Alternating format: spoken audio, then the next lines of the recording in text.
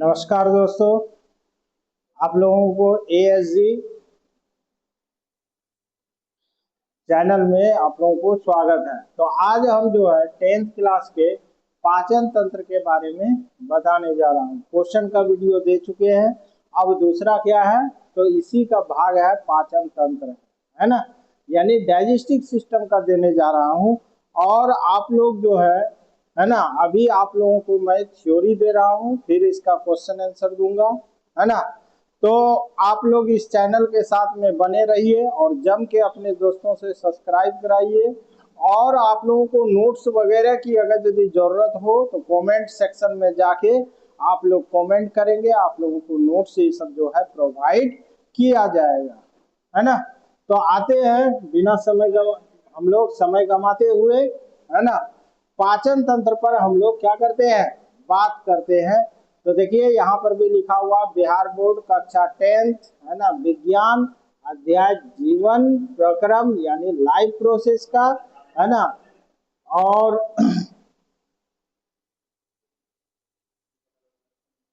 हम लोग बात करते हैं पाचन तंत्र यानी डाइजेस्टिव सिस्टम के बारे में। तो कहा जाता है कि सभी जीवित प्राणियों को जीवित रहने, वृद्धि करने या शरीर की मरम्मत करने तथा विभिन्न कार्यों को करने के लिए ऊर्जा की आवश्यकता होती है ना। यह ऊर्जा भोजन से प्राप्त होती है। कहाँ से होती है तो भोजन से प्राप्त होती है।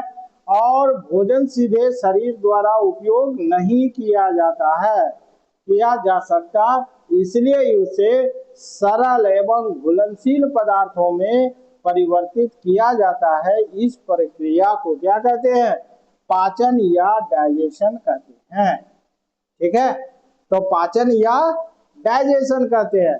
यानी भोजन हम लोगों को क्या, हम लोगों को सब चीज में ऊर्जा की आवश्यकता होती है और यही ऊर्जा हम लोगों को कहाँ से प्राप्त होती है तो भोजन से प्राप्त होती है ना। क्यों, क्योंकि हम लोगों का भी क्या होता है, ऊतक जो होता है वो टूट फूट होते रहता है ना। और वृद्धि करने के लिए, हमारी शरीर की मरम्मत करने के लिए, और हम लोग जो भी कार्य करते हैं विभिन्न कार्यों को करने के लिए हम लोगों को किसकी जरूरत पड़ती है, ऊर्जा की। और ये ऊर्जा किस रूप में होती है तो एटीपी की रूप में होती है, एडेनोसिन ट्राइफॉस्फेट के रूप में होता है। ठीक है, तो इसी को हम लोग जो भोजन करते हैं और इस भोजन का जो है सीधे शरीर द्वारा उपयोग नहीं किया जाता है, इसलिए इसको सरल और किसमें, घुलनशील पदार्थों में परिवर्तित किया जाता है।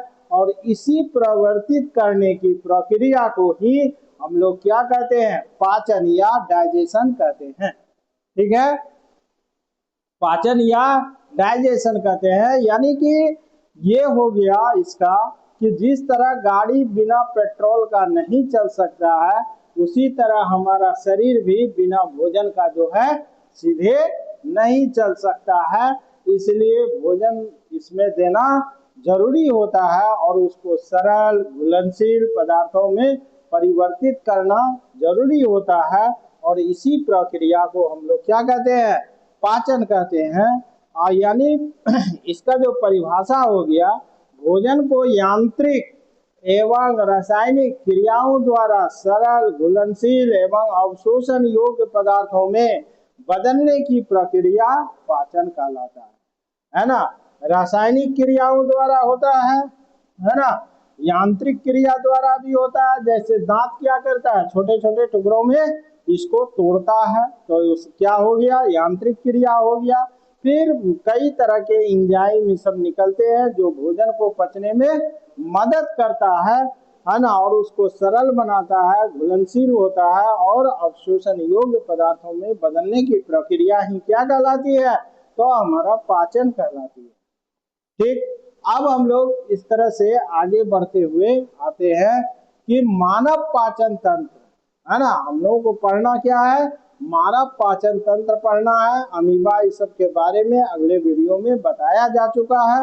जो चैप्टर नाम से होगा, पोषण नाम से होगा, पोषण कितने टाइप्स के होते हैं, ये सब में जो है अमीबा इस सब के बारे में आप लोगों को बताया जा चुका है।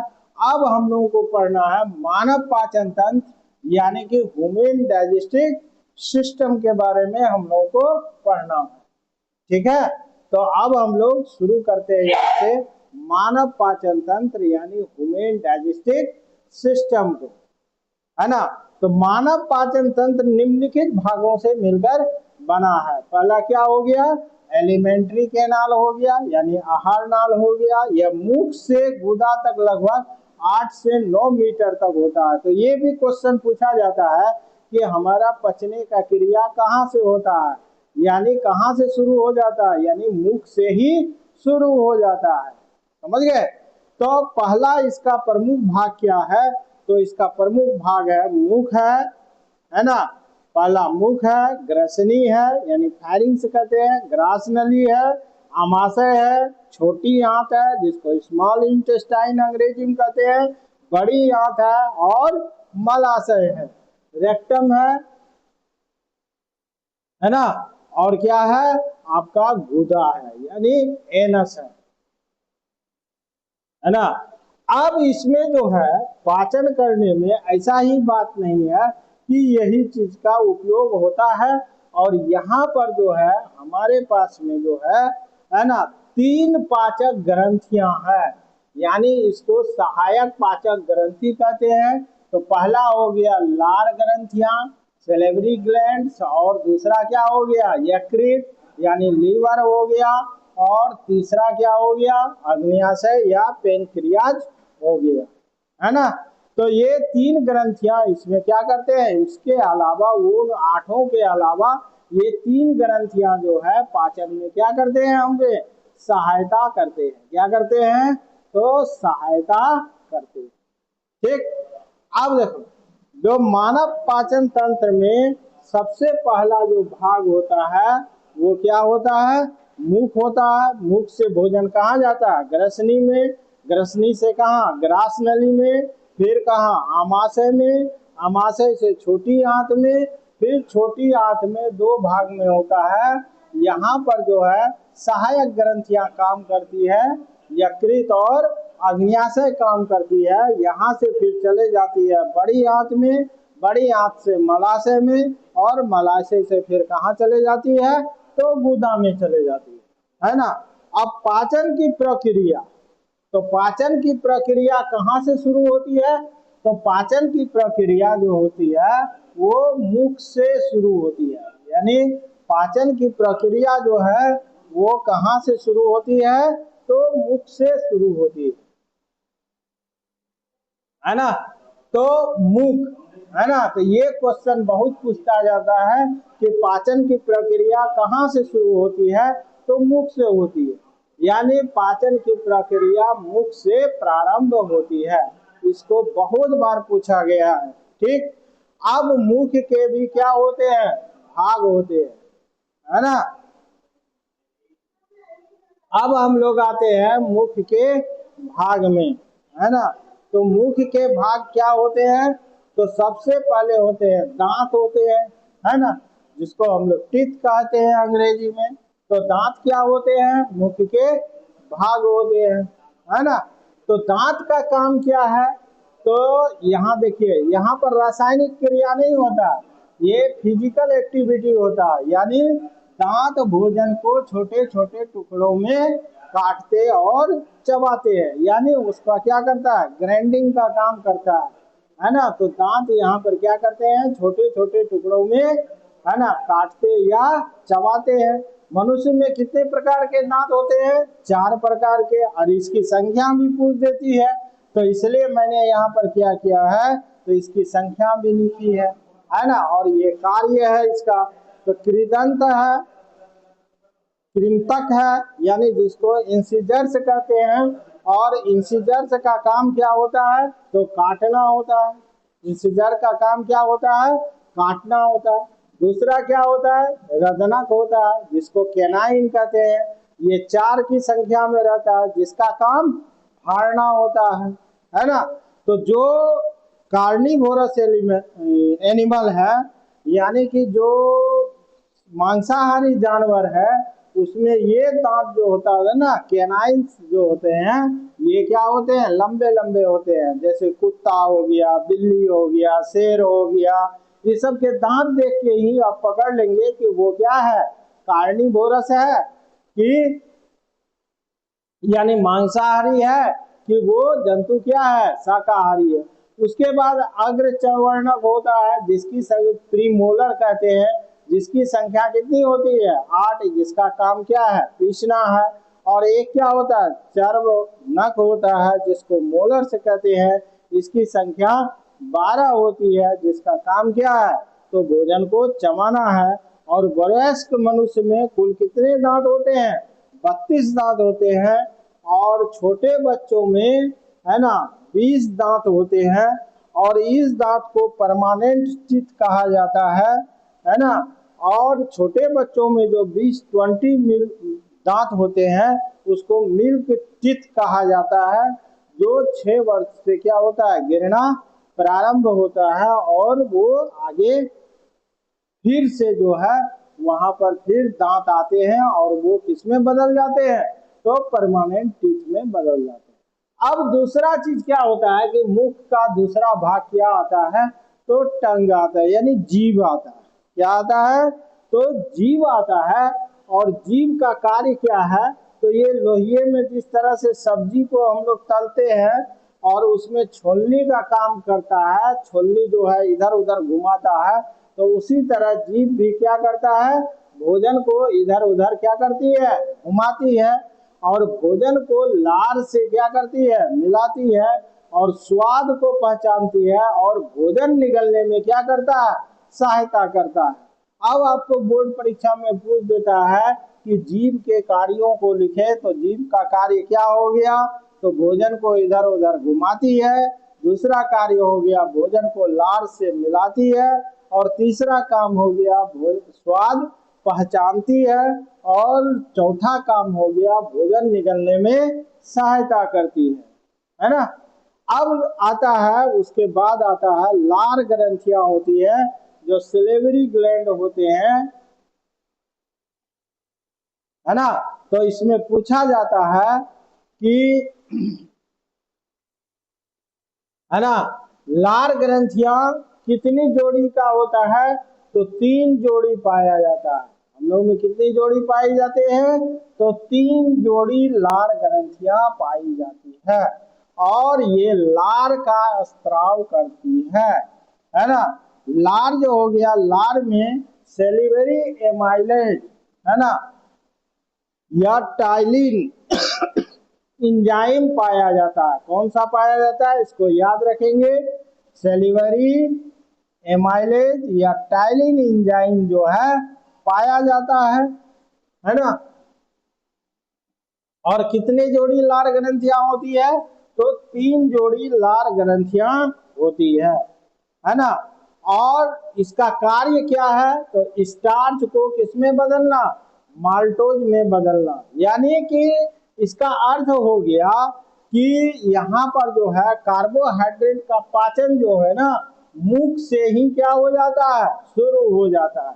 तो इसलिए जो है प्राइमरी जो है, पहला जो है भोजन का पाचन कहाँ शुरू होता है, तो मुख में ही प्रारंभ हो जाता है, यानी कार्बोहाइड्रेट का। देखिए एक चीज याद रखेंगे कि 3 ही चीज का पाचन होता है ना। एक कार्बोहाइड्रेट हो गया, दूसरा प्रोटीन हो गया, और तीसरा क्या हो गया, वसा हो गया, है ना।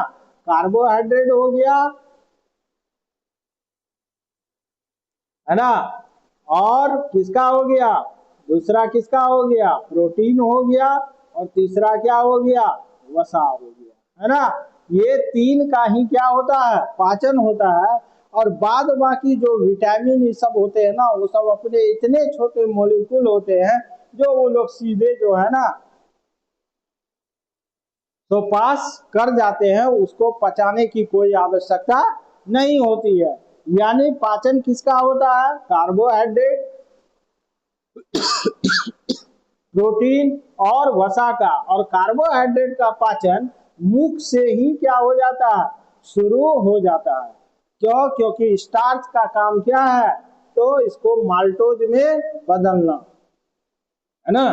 कभी कभी आप क्या करेंगे, सूखी रोटी ले लेंगे, है ना, और उसको क्या करेंगे, चबाएंगे। चबाने के बाद क्या लगेगा, तो थोड़ी देर बाद वो क्या लगेगा, मीठा लगना शुरू हो जाता है। क्यों? क्योंकि उसमें लार मिलने के बाद जो है स्टार्च को वो किस में बदल देता है, तो माल्टोज में बदल देता है, जिसके चलते रोटी आपको क्या लगता है, तो मीठा लगना शुरू हो जाता है। अब दूसरा नंबर में आता है ना, फेरिंग्स, यानी ग्रसनी, या मुख एवं ग्रास नली के बीच का भाग है। ये जो होता है मुख एवं ग्रास नली के बीच का क्या होता है, भाग होता है ना, स्थित भाग है ना। और एक क्या होता है, एपिग्लोटिस होता है। क्या होता है, एपिग्लोटिस होता है, जो भोजन निगलते समय श्वास नली को बंद कर देता है ताकि भोजन श्वसन तंत्र में न जाए। इसी चलते क्या होता है, कहा जाता है कि भोजन करते समय बात उत नहीं करना चाहिए। यदि हम बात करते हैं तो मेरा क्या होता है, तो स्वर ग्रंथि क्या रहता है, खुला रह जाता है। तो भोजन जो है ना, ग्रसनी के बजाय जो है, यहाँ जाने के बजाय जो है, इधर ग्रास नली में जाने के बजाय जो है, ये कहाँ चले जाता है, तो आपका विंड पाइप में चले जाता है, जिसके चलते हम लोग भोजन करते करते क्या होते हैं, खांसना शुरू कर देते हैं, है ना। तो भोजन निगलते समय यही क्या करता है, श्वास नली को क्या कर देता है, बंद कर देता है। यानी श्वास नली में भोजन नहीं जाए, इसके लिए उसको बंद कर देता है ना, ताकि भोजन श्वसन तंत्र में न जाए, है ना। अब तीसरा जो होता है ओसोफेगस होता है, यानी ग्रास नली होता है। क्या होता है, ग्रास नली होता है। यह लगभग 25 cm क्या होता है, लंबी है ना। इसका काम जो है भोजन को आमाशय तक क्या करना है, पहुंचाना है ना। यहाँ पर भोजन का कोई पाचन नहीं होता है। तो ये भी क्वेश्चन पूछता है कि कौन ऐसी जगह है जहां पर भोजन का पाचन नहीं होता है, तो उसको हम लोग क्या कहेंगे, तो ग्रास नली कहेंगे, है ना। तो इसमें जो जाता है, तो एक चीज आप लोग जानते होंगे, कर्मा कुंचन गति के द्वारा जाता है, यानी पेरिस्टालसिस उसको कहते हैं। भोजन यहाँ पर जाता है पेरिस्टालसिस के द्वारा। आपने भोजन किया,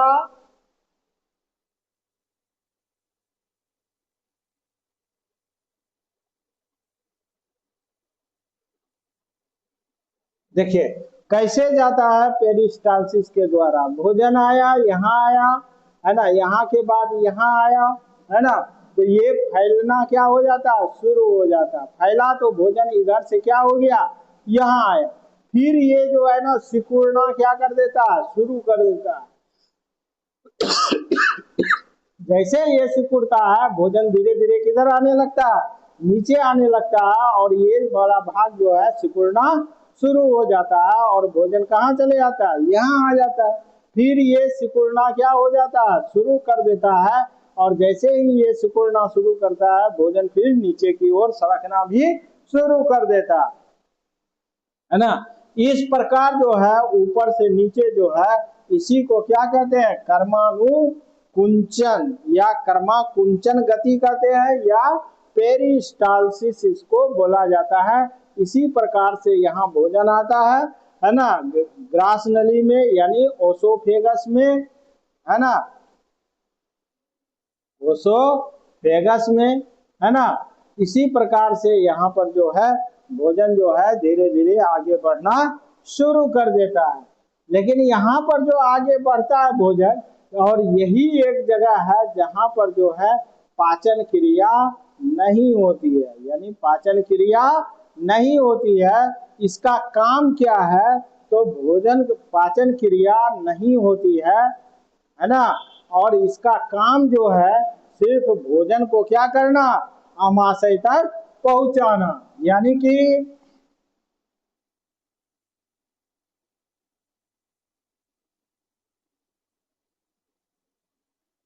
है ना। यानी भोजन को यहाँ तक क्या करना है, पहुंचाना है, यानी आमाशय तक क्या करना है, पहुंचाना है। ये आपका क्या हो गया, आमाशय हो गया, है ना। यानी भोजन को कहाँ तक पहुंचाना है, तो आमाशय तक पहुंचाने का ये सिर्फ क्या करता है, कार्य करता है। और भोजन को कैसे पहुंचाता है, तो कर्मा कुंचन गति के द्वारा, यानी उसको क्या कहते हैं, पेरिस्टालसिस मूवमेंट, है ना, के द्वारा जो है ना उसको वहां तक जो है भोजन को पहुंचा देता है। अब बात आती है किसकी, आमाशय की। तो चलिए आगे देखते हैं, ठीक है। और आगे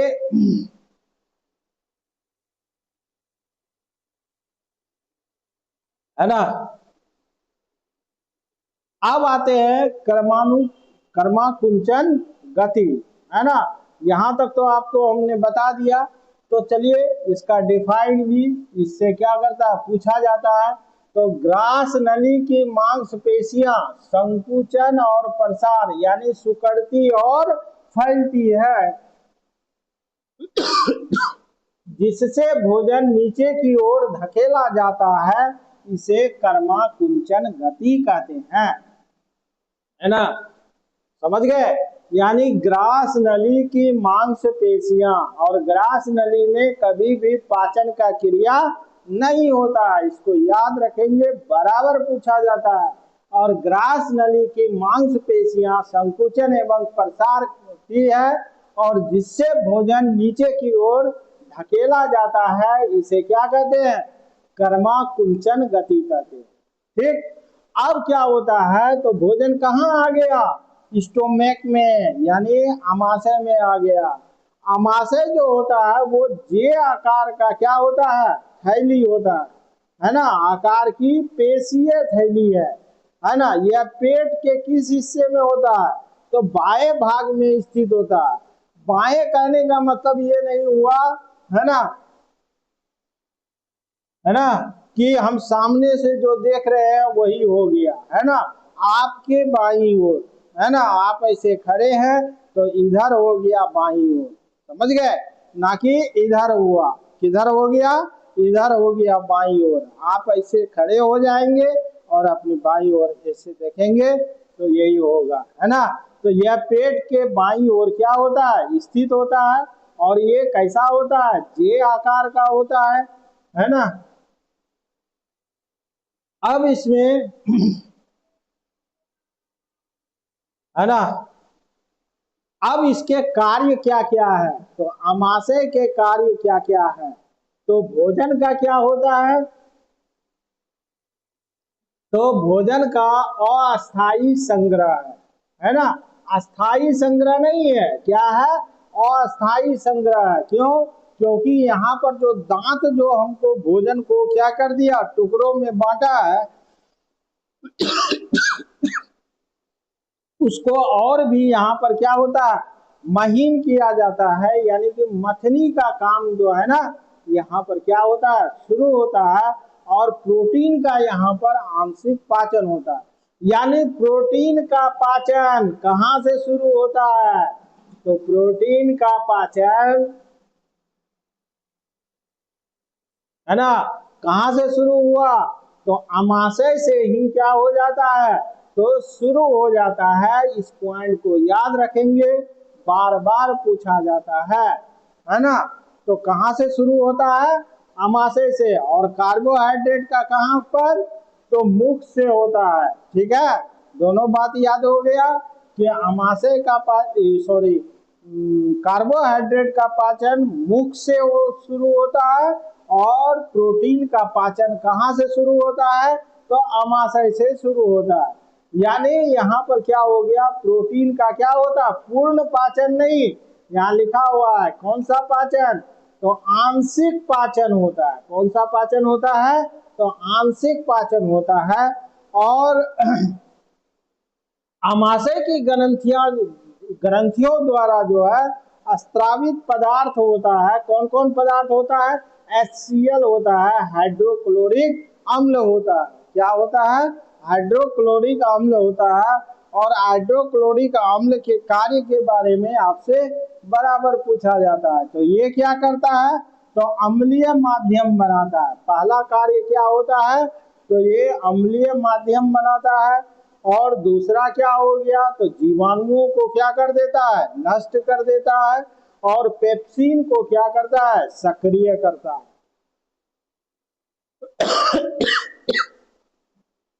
और ये यहाँ पर क्या करता है, पेप्सिन को सक्रिय कर देता है।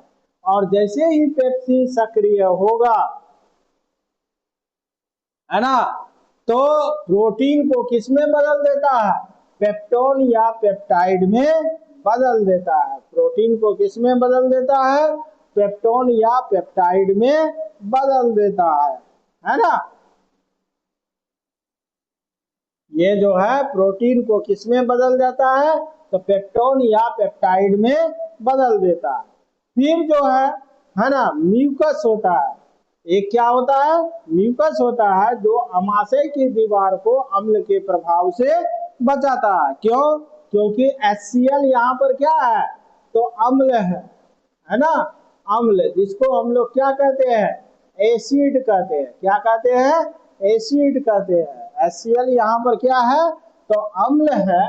और अम्ल को हम लोग क्या कहते हैं, तो एसिड कहा जाता है। ठीक है, तो एसिड है ये, तो एसिड है, तो एसिड क्या करेगा, कहीं पर भी गिरता है तो वो क्या करता है, दीवारों को नष्ट करना शुरू कर देता है ना।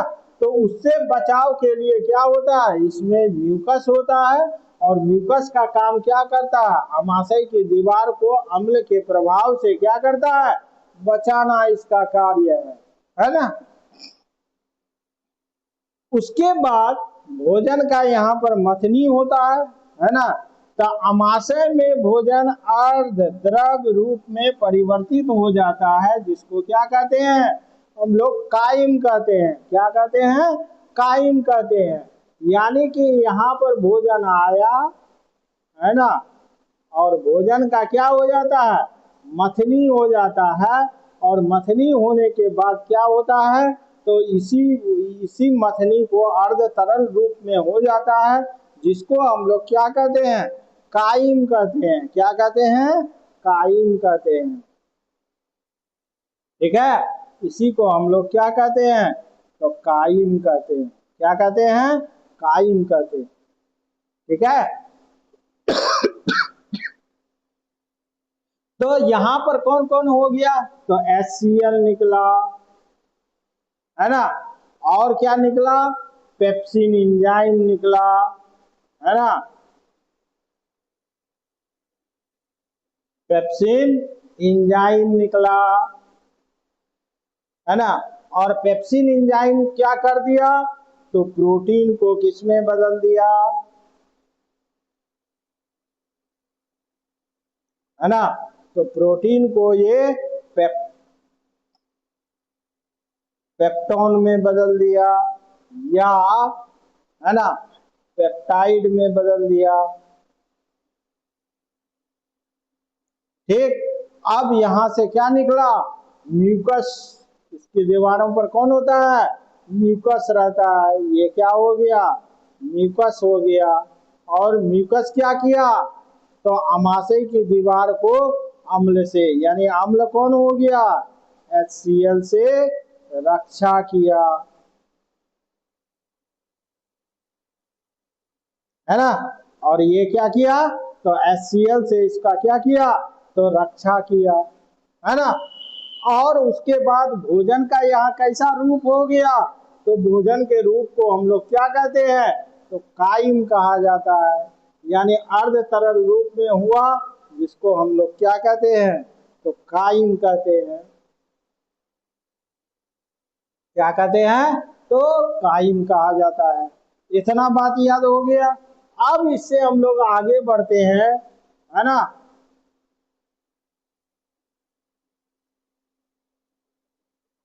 अब हम लोग आते हैं छोटी आंत में, है ना, स्मॉल इंटेस्टाइन में आते हैं हम लोग। ठीक है, तो छोटी आंत में आने के बाद, स्मॉल इंटेस्टाइन में आने के बाद, है ना, यह लगभग कितना होता है 6 to 7 मीटर लंबी होती है। कितना होती है 6 to 7 मीटर क्या होती है लंबी होती है ना। पाचन एवं अवशोषण का मुख्य स्थान छोटी आंत है ना। पाचन और अवशोषण का मुख्य स्थान कौन सा जगह है तो छोटी आंत है। अब छोटी आंत के भी क्या होते हैं भाग होते हैं है ना। तो छोटी आंत के भाग कौन हो गए है ना। तो ड्यूडेनम होता है। क्या होता है ड्यूडेनम होता है जिसको क्या कहते हैं हम लोग ग्रहणी कहते हैं। और यह छोटी आंत का कौन सा भाग है तो प्रथम भाग है ना। यह छोटी आंत का क्या होता है प्रथम भाग होता है। यहीं पर कौन होते हैं यकृत से पित्त रस अग्न्याशय से अग्न्यायी रस है ना। यहीं पर आके मिलता है ना। तो यकृत से पित्त रस और अग्न्याशय से अग्न्यायी रस याद रखेंगे आकर मिलते हैं। कहाँ मिलते हैं तो ग्रहणी में मिलते हैं। यानी कि आप लोग ऐसे आए है ना।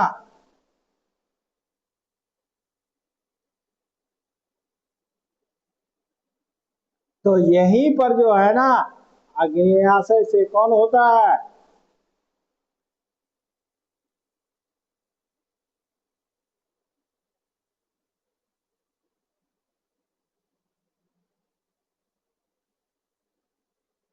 और यहीं पर आके जो है ना पित्त रस भी मिलता है। और यही भाग क्या कहलाता है तो ग्रहणी कहलाता है ना। तो छोटी आंत का यही वाला भाग में यहीं पर आके दोनों क्या हो जाता है मिल जाता है ना।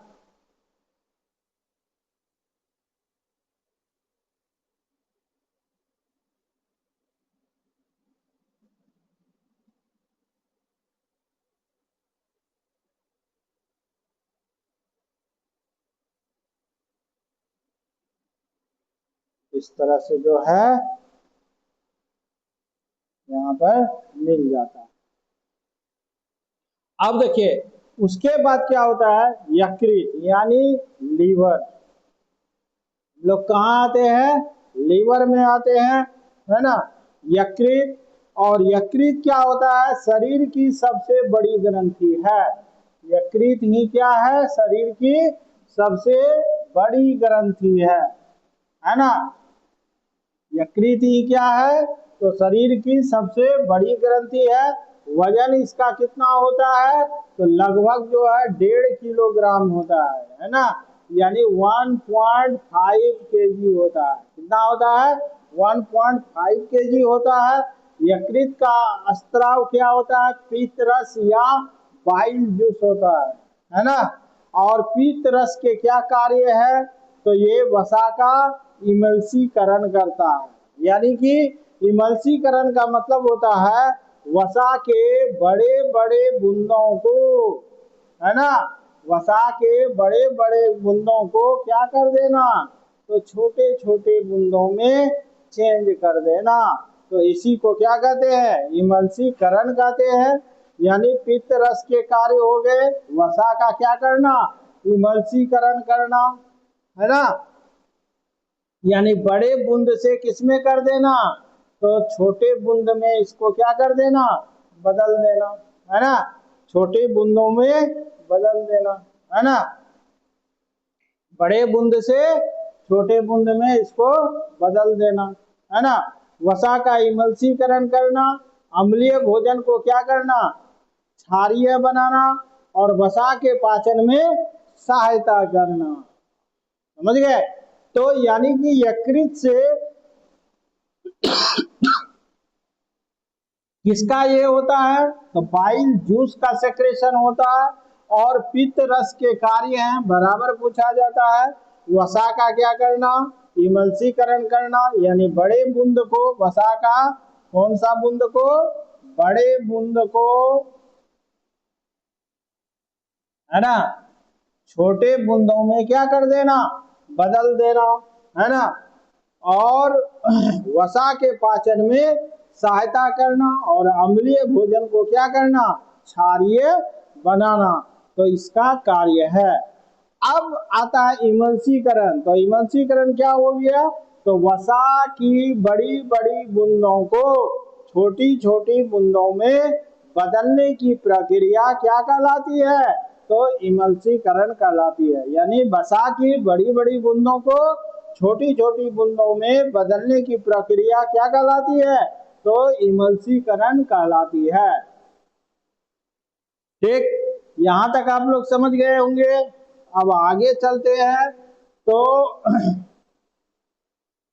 है ना, अब आते हैं हम लोग पित्ताशय यानी गॉल ब्लाडर। तो गॉल ब्लाडर का कार्य क्या है, तो गॉल ब्लाडर का कार्य है कि पित्त रस का क्या करना, संग्रह एवं भंडारण करना, है ना। पित्ताशय यानी गॉल ब्लाडर, है ना, पित्ताशय या गॉल ब्लाडर, इसका जो कार्य है, इसका कार्य है पित्त रस का क्या करना, संग्रहण या भंडारण करना। अब आता है कौन, अग्न्याशय यानी पेन क्रिया जाता है। यह मिश्रित ग्रंथि यानी कि मिक्स्ड ग्लैंड है। ये कौन सा है, मिक्स्ड ग्लैंड है। इसको मिक्स्ड ग्लैंड के भी नाम से जाना जाता है, जिसको क्या कहते हैं, मिश्रित ग्रंथि के नाम से जानते हैं, है ना। यह अग्न्याशयी रस के एंजाइम होते हैं, जैसे ट्रिप्सिन हो गया जो क्या करता है, प्रोटीन का पाचन करता है। एमाइलेज हो गया जो किसका करता है, स्टार्च का पाचन करता है। लाइपेज हो गया जो क्या करता है, वसा का पाचन करता है। ठीक, जो वसा का पाचन करता है। अब आते हैं हम लोग आंतरस्थ यानी इंटेस्टिनल जूस में, है ना। छोटी आंत की ग्रंथियां आंतरस्थ स्रावित करती है। यह भोजन का अंतिम पाचन करता है। ऑब्जेक्टिव में बार बार पूछा जाता है कि भोजन का अंतिम पाचन कहाँ होता है, तो यह क्या करता है, भोजन का अंतिम पाचन करता है। यानी आंत रस में छोटी आंत की ग्रंथियां क्या करती है, आंत रस स्रावित करती है। और जैसे कार्बोहाइड्रेट हो गया और इसका अंतिम उत्पाद क्या होता है, ग्लूकोज में ये कन्वर्ट कर देता है। प्रोटीन हो गया, प्रोटीन को अमीनो अम्ल में परिवर्तित कर देता है और वसा को वसीय अम्ल प्लस ग्लिसरॉल में परिवर्तित कर देता है।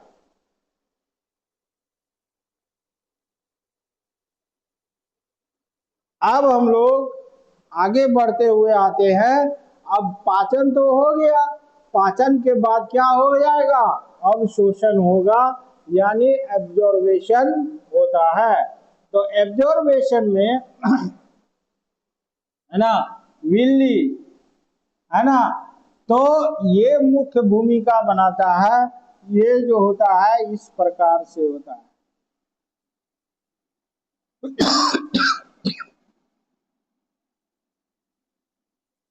है ना। और इसमें जो है ब्लड वेसल्स जो है ना, वो क्या होते हैं, रहते हैं। बिल्ली में क्या होता है, तो ब्लड वेसल्स होते हैं, है ना। तो बिल्ली क्या करता है, तो छोटी आंत की भीतरी सतह पर उंगली जैसी संरचनाएं होती है, जिसे क्या कहते हैं हम लोग, बिल्ली कहते हैं। तो देखिए, तो उंगली के समान है संरचना, है ना, तो जिसको हम लोग क्या कहते हैं, बिल्ली कहते हैं। और बिल्ली के कार्य क्या है, पचे हुए भोजन का अवशोषण करना। क्या करता है, पचे हुए भोजन का अवशोषण करता है और अवशोषण क्षेत्र बढ़ाना और इसके सरफेस एरिया को बढ़ाता है। तो ये सब बहुत पूछा जाता है, समझ गए। तो इसका कार्य क्या है, अवशोषण क्षेत्र को बढ़ाना, यानी कि ये जो है ना, इसके सरफेस एरिया को क्या कर देता है, बढ़ा देता है ना। अवशोषित पदार्थ, कौन कौन पदार्थ अवशोषित होते हैं, तो ग्लूकोज होता है, क्या होता है, ग्लूकोज होता है, अमीनो अम्ल होता है, वसीय अम्ल होता है, विटामिन होता है और खनिज लवण होता है। समझ गए। तो यानी पाचन किसका किसका हो गया, तो कार्बोहाइड्रेट, प्रोटीन और वसा का होता है। और विटामिन और मिनरल्स ये सब इतना छोटा चीज होता है जिसको पचाने की कोई जरूरत नहीं पड़ती है, ये लोग सीधे जो है ना यहाँ पहुंच जाता है, ऑब्जर्वेशन हो जाता है इसका। और ये सब का क्या होता है, तो अवशोषित पदार्थ कौन कौन हो गए, तो ग्लूकोज हो गए, अमीनो अम्ल हो गए, वसीय अम्ल हो गया, विटामिन हो गया और खनिज लवण हो गया। और ये रक्त के माध्यम से सीधे शरीर के विभिन्न भागों तक क्या होते हैं, तो पहुंच जाते है ना। और यहाँ देखिए ब्लड वेसल से लगा हुआ है और ये इसका ऑब्जर्वेशन हो गया बिल्ली में, और ये आया और ये क्या हो गया, ब्लड में मिल गया और ब्लड इसको शरीर के अन्य भागों तक क्या करता है, तो पहुंचा दिया जाता है। यानी ये रक्त के माध्यम से शरीर के विभिन्न भागों तक पहुंचते हैं।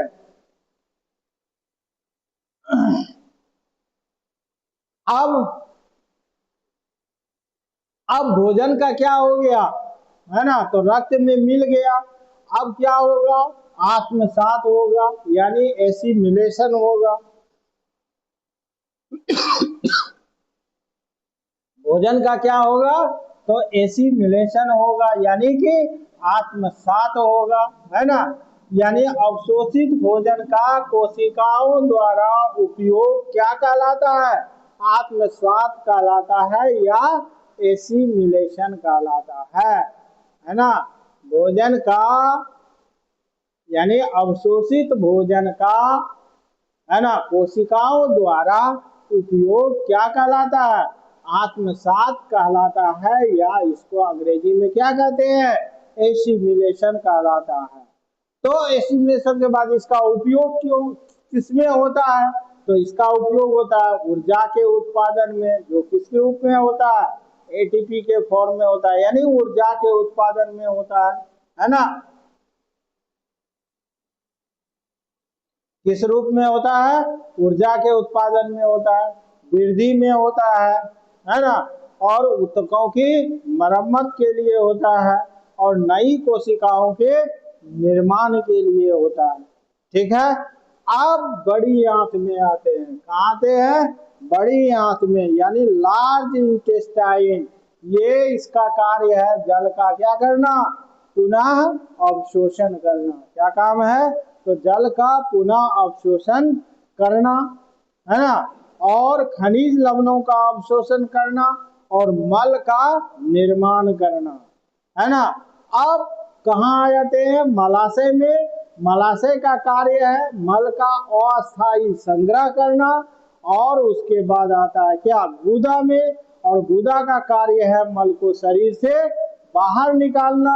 इस प्रक्रिया को क्या कहते हैं, मल त्याग या इजेशन कहते हैं, यानी गुदा द्वारा मल त्याग करना, ये क्या कहलाता है, मल त्याग या इजेशन कहते हैं। और यहाँ पर कुछ जो है ना हमने महत्वपूर्ण परिभाषाएं दी है, जैसे पाचन हो गया, जटिल भोजन को सरल भोजन में बदलना, अवशोषण, पचे हुए भोजन का रक्त में प्रवेश, आत्मसात, अवशोषित भोजन का शरीर द्वारा उपयोग, मल त्याग यानी अपचित भोजन का शरीर से बाहर।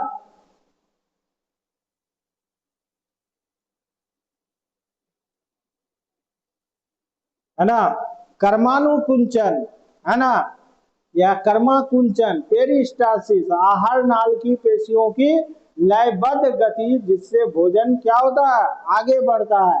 इमल्सीकरण, वसा की बड़ी बूंद को छोटी बूंदों में बदलना, जो हम लोग पढ़े हैं, है ना। प्रमुख एंजाइम और उनके कार्य हो गए, जैसे सेलेबरी से एमाइलेज, लार ग्रंथि, है ना, स्रोत कौन हो गया, लार ग्रंथि, कार्य क्या हो गया, स्टार्च का पाचन करना। पेप्सिन हो गया आमाशय से, जो क्या करता है, प्रोटीन का पाचन करता है।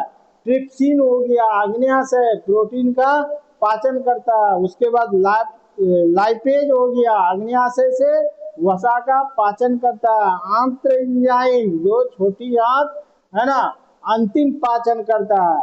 अब आपको बोर्ड परीक्षा के लिए एक ट्रिक है याद रखने के लिए।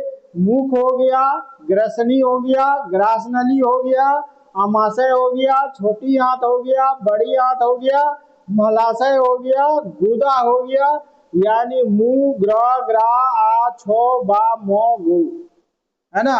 इसको आप याद रखेंगे। भोजन किस तरह से जो है आगे बढ़ता है, तो इसमें आपको क्या होगा, सहायता मिलेगा और इससे जो है बहुत सारा आपका क्वेश्चन क्या हो जाएगा, तो सॉल्व हो जाएगा। मुख हो गया, ग्रसनी हो गया, ग्रासनली हो गया, अमाशय, छोटी आंत, बड़ी आंत, मलाशय और गूदा, है ना।